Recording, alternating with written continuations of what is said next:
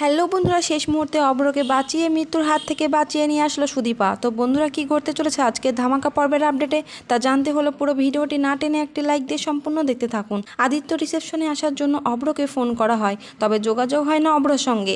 তবে খবর পাওয়া যায় যে অভ্র একটা অপারেশনে গিয়েছে, যেটা শুনে তো সকলেই ভয় পেয়ে যায়। এরপর আদিত্য ও সুদীপার রিসেপশন পার্টি শুরু হয়ে যায়। আর এরই মধ্যে খবর আসে যে অভ্র আর বেঁচে নেই, সে যুদ্ধে গিয়ে প্রাণ হারিয়েছে। আর এই খবর পাওয়া মাত্রই সকলেই কান্নায় ভেঙে পড়ে। তবে আদিত্য ও সুদীপ এই কথা শুনে অভ্রর কাছে ছুটতে চলে যায়।